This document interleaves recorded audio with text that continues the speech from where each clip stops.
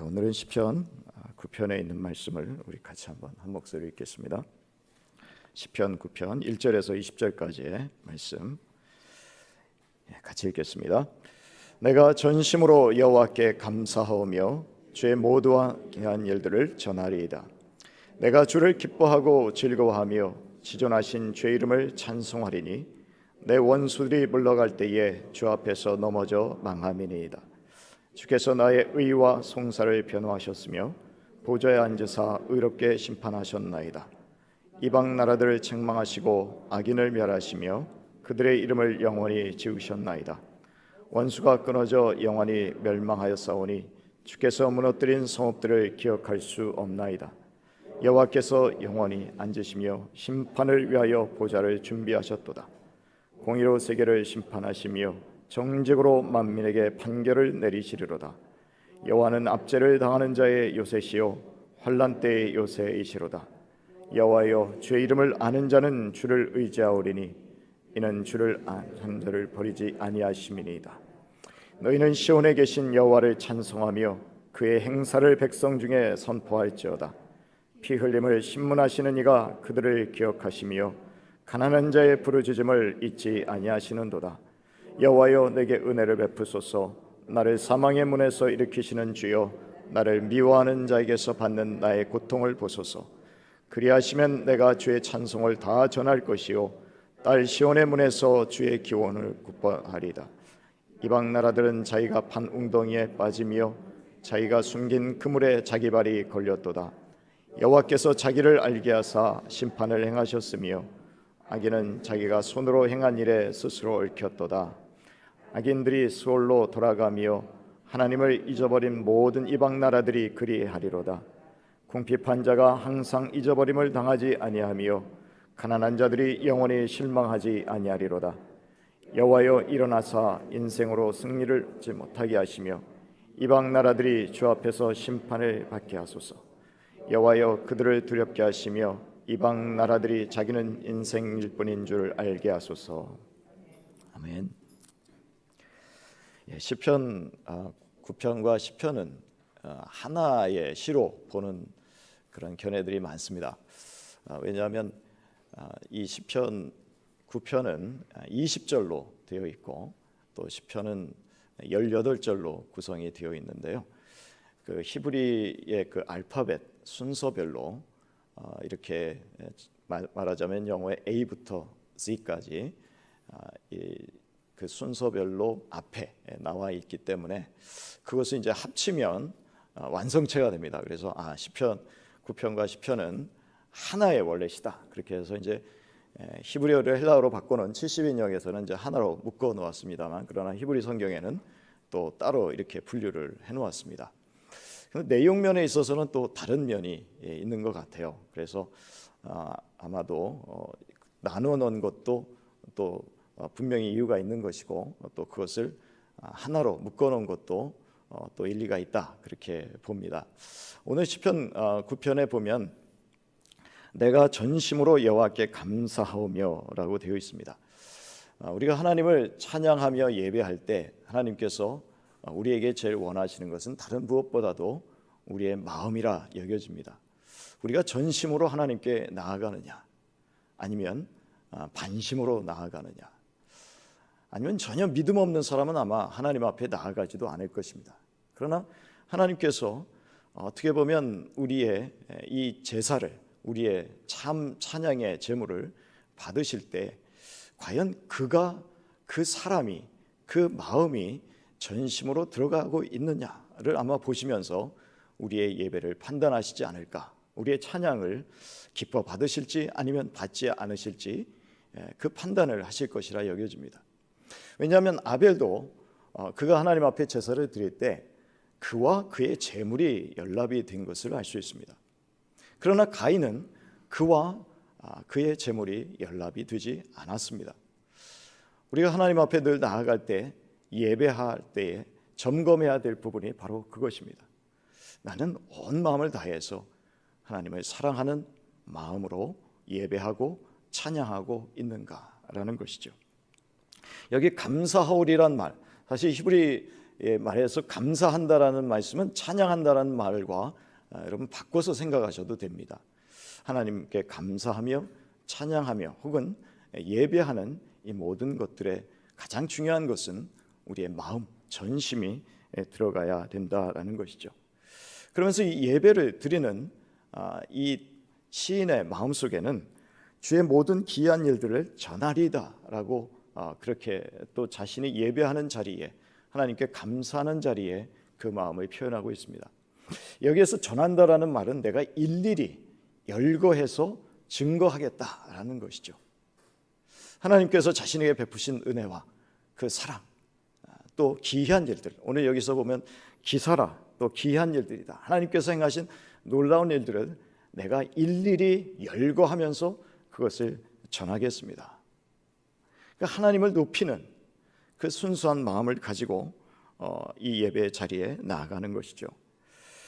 2절의 말씀에 내가 주를 기뻐하고 즐거워하며 지존하신 주의 이름을 찬송하리니, 우리가 하나님을 예배하는 것은 하나님을 즐거워하는 것입니다.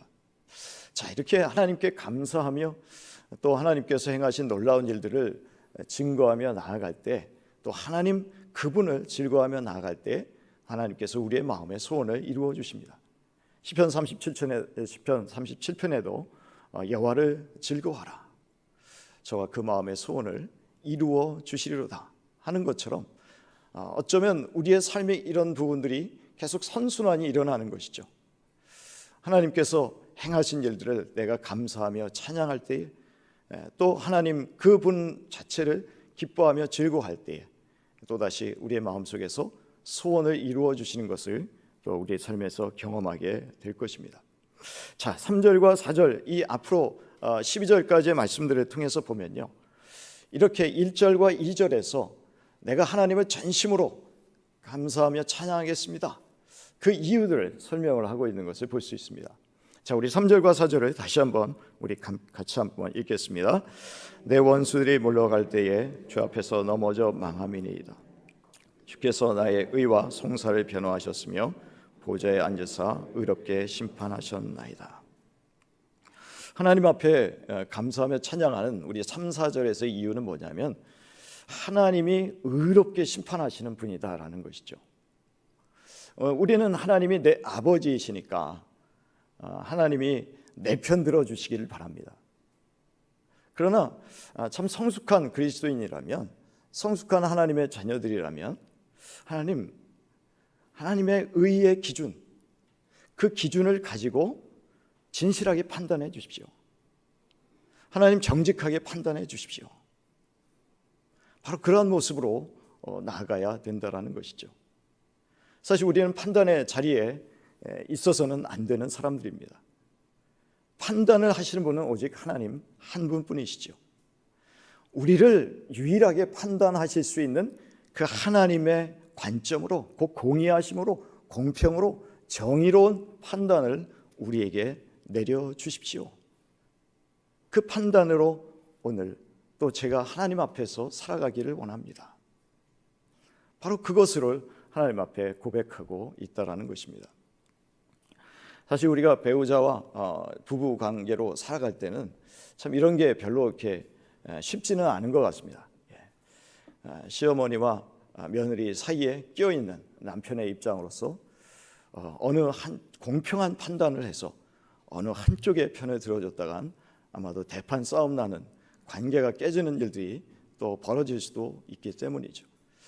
그러나 그 모든 것까지라도 하나님 앞에 지혜롭게 또 그것을 간구하면서, 그러나 하나님 가장 의로우신 공평하신 하나님의 판단은 무엇입니까? 먼저 우리가 그러한 하나님의 지혜를 또 하나님의 판단을 구하는 삶이 필요하리라 생각합니다. 자, 5절과 6절의 말씀을 또 같이 한번 읽겠습니다. 이방 나라들을 책망하시고 악인을 멸하시며 그들의 이름을 영원히 지우셨나이다. 원수가 끊어져 영원히 멸망하였사오니 주께서 무너뜨린 성읍들을 기억할 수 없나이다. 하나님께서 이 심판을 행하실 때는 완벽하게 행하신다라는 사실을 고백하고 있습니다.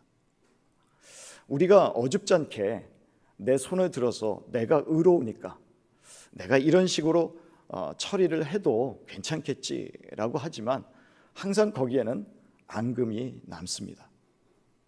석연치 않은 관계의 어려움이 도사리고 있습니다.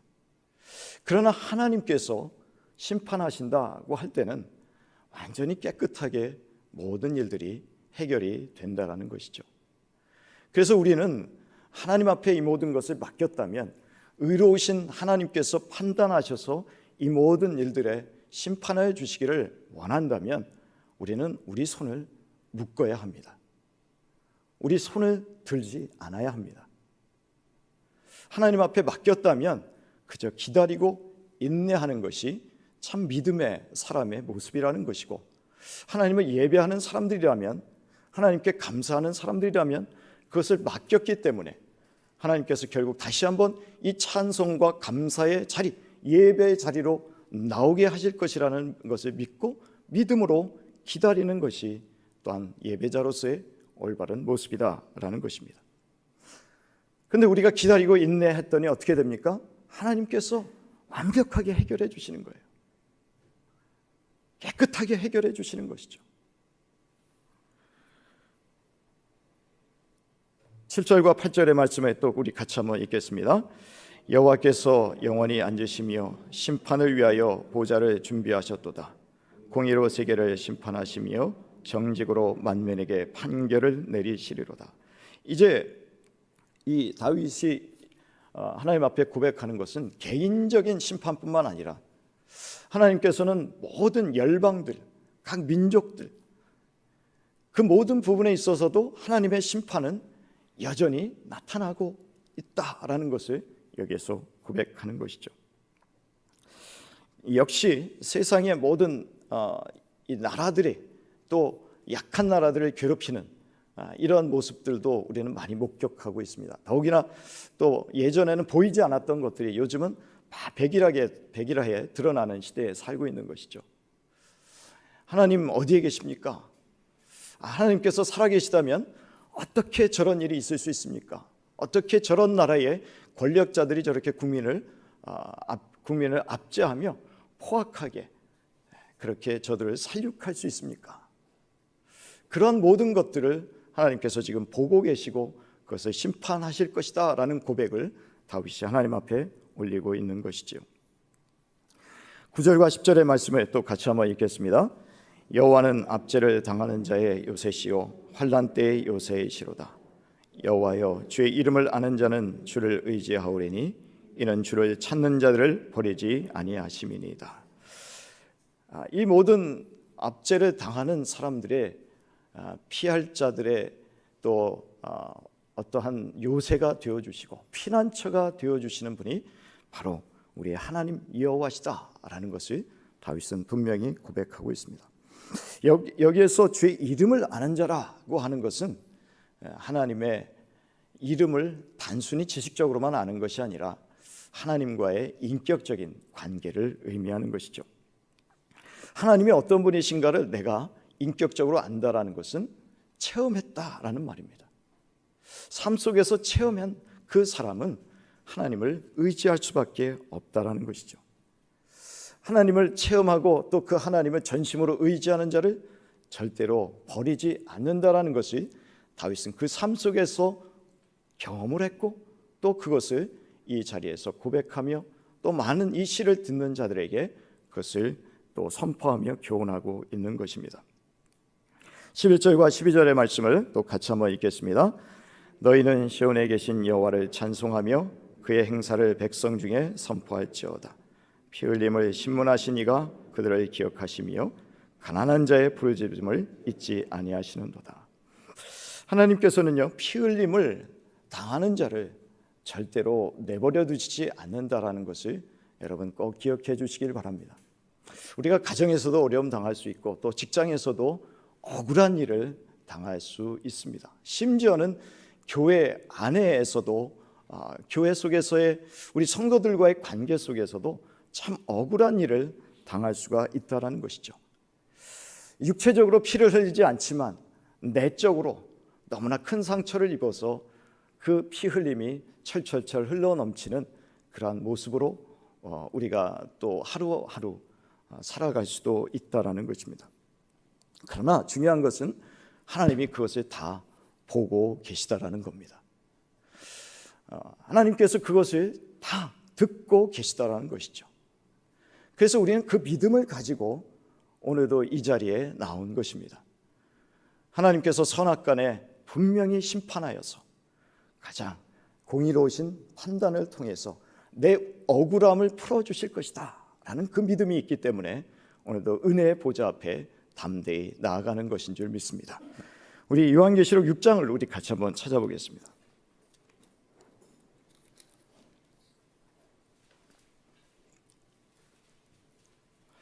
요한계시록 6장 9절에서 11절까지의 말씀,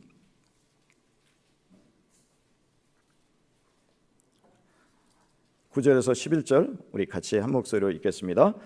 다섯째 인을 떼실 때에 내가 보니 하나님의 말씀과 그들이 가진 증거로 말미암아 죽임을 당한 영혼들이 제단 아래에 있어 큰 소리로 불러 이르되 거룩하고 참되신 대주제요 땅에 거하는 자들을 심판하여 우리 피를 갚아주지 아니하시기를 어느 때까지 하시려 하나이까 하니 각각 그들에게 흰 두루마기를 주시며 이르시되 아직 잠시 동안 쉬되 그들의 동무들 종들과 형제들도 자기처럼 죽임을 당하여 그 수가 차기까지 하라 하시더라. 하나님께서 반드시 이 땅에서 혹시라도 우리가 그 억울함을 풀지 못한다고 할 때는 하나님께서 반드시 그 억울함을 풀어주시는 신원의 때가 있다라는 것을 요한계시록을 통해서 우리에게 알려주시고 계십니다. 소망을 가지라는 것이죠. 여러분, 이 소망을 가지신 저와 여러분, 억울한 일을 당하더라도 또 하나님께서 언제나 어느 순간인가 또 그 억울함을 풀어주실 것을 믿음의 눈으로 바라보며 또 오늘도 담대하게 또 감사함으로 또 하나님의 보좌 앞에 나아가실 수 있는 여러분들이 되시기를 바랍니다.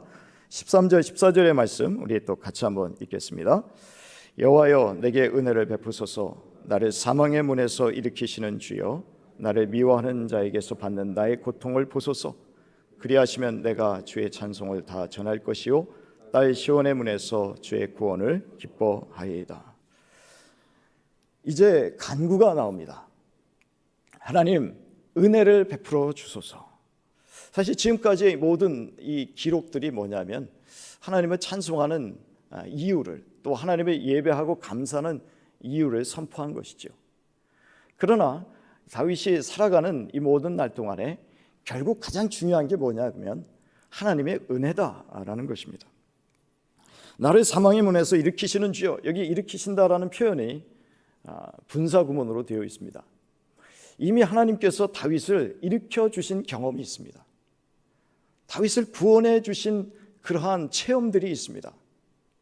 그러나 그것은 여전히 진행되고 있다는 것이죠. 저와 여러분을 죄악에서 또는 그 지옥의 형벌에서 구원하여 주신, 이미 일으켜 주신 하나님의 일으켜 주신 역사는, 그 구원의 은혜는 여전히 저와 여러분에게 오늘도 이 시간에도 진행되고 있다라는 것입니다. 진행되고 있다라는 것이죠. 자, 그러면 이렇게 은혜를 베풀어 주시고 또 나를 일으켜 주신다면, 위태한 지경 가운데 또는 억울한 일 가운데서 나를 일으켜 주신다면 무엇을 할 것입니까? 14절에 보면 그냥 하나님께서 나에게 은혜를 베풀어 주신 것 내가 누리면서 살겠다라고 말하지 않습니다. 뭐라고 말합니까? 내가 나의 찬송을 다 전할 것이요 딸 시온의 문에서 주의 구원을 기뻐하리이다.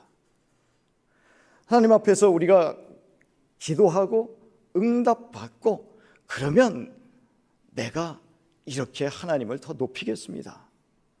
하나님을 예배의 자리에서, 나 개인적인 예배뿐만 아니라 공동체가 함께 모여있는 예배의 자리에서 하나님을 간증하겠습니다. 하나님을 증거하겠습니다.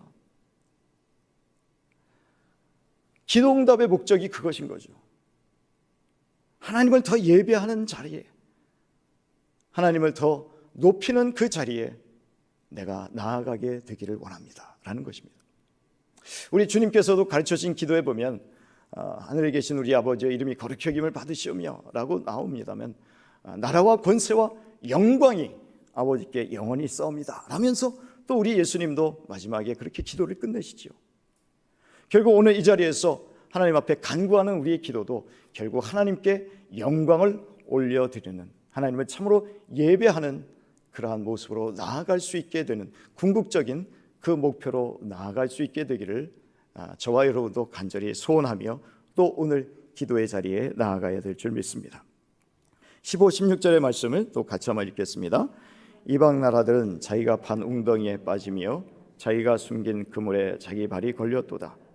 여호와께서 자기를 알게 하사 심판을 행하셨으며 악인은 자기가 손으로 행한 일에 스스로 얽혔도다.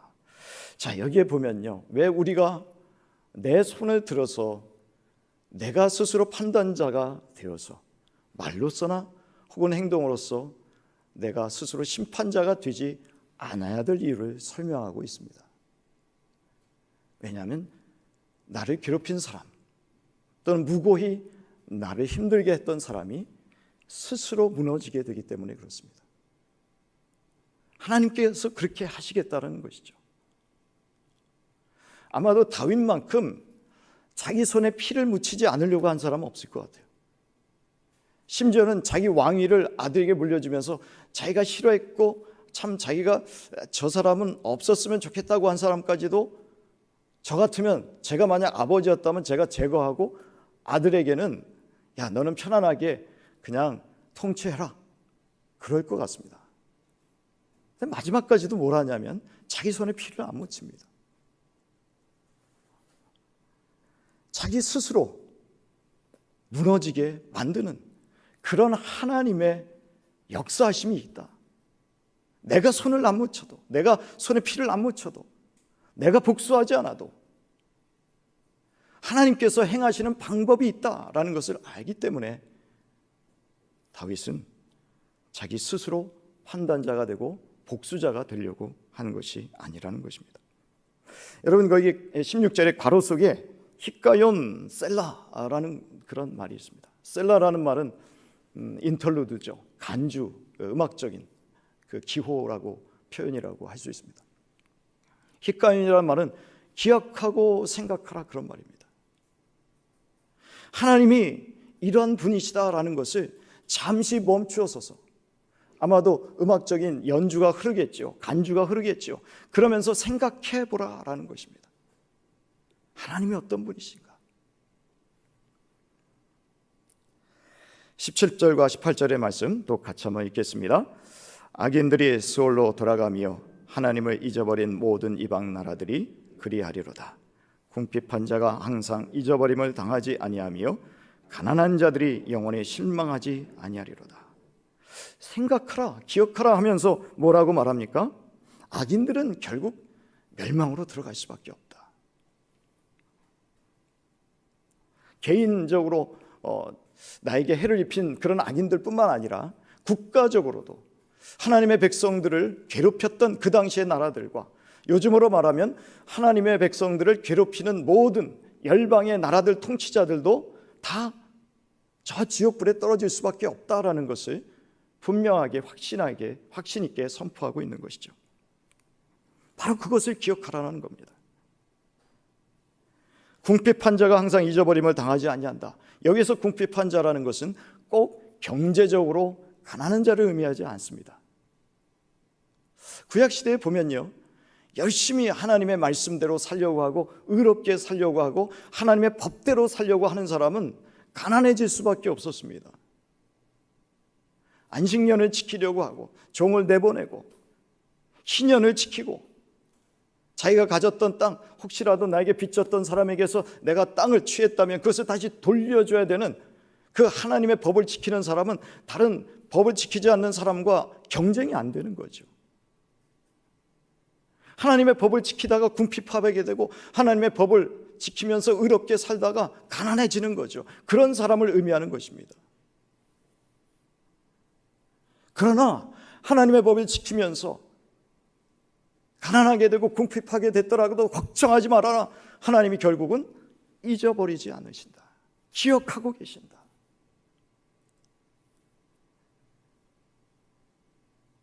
하나님을 기억하지 않는 사람, 하나님도 기억하지 않고 그들은 멸망에 처하게 만드십니다. 그러나 하나님을 잊어버리지 않고 하나님의 법을 잊어버리지 않고 그 법대로 살려고 하는 사람은 하나님께서 반드시 기억하여 주심을 저와 여러분이 반드시 오늘도 마음속에 새기고 들어갈 수 있게 되기를 바랍니다.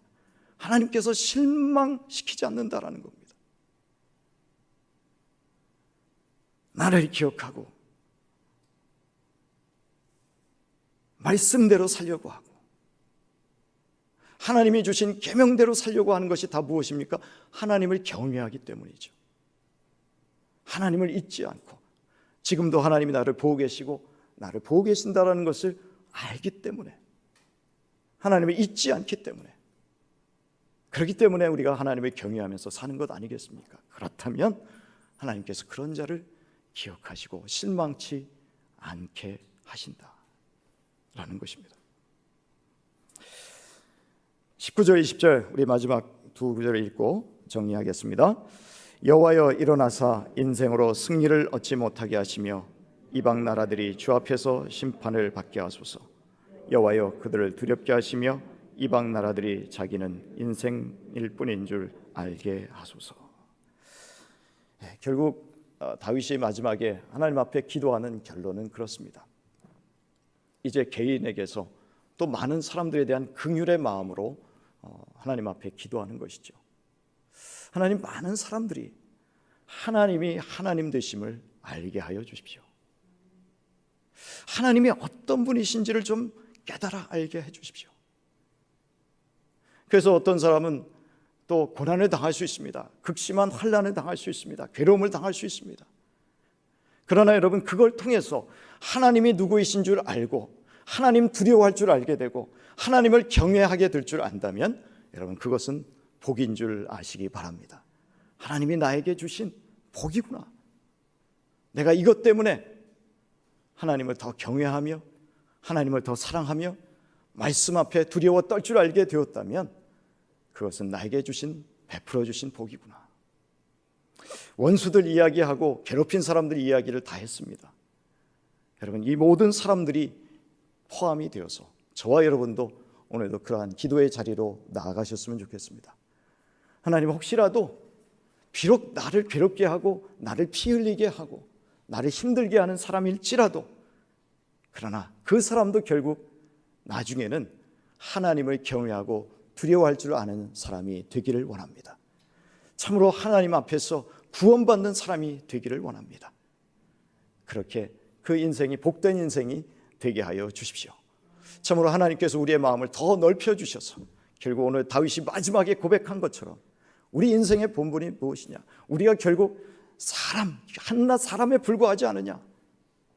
우리도 깨달을 뿐만 아니라 그러나 주변에 있는 많은 사람들도 그것을 깨닫고 하나님 앞에 나아갈 수 있는 복된 우리 인생이 되게 하여 주십시오.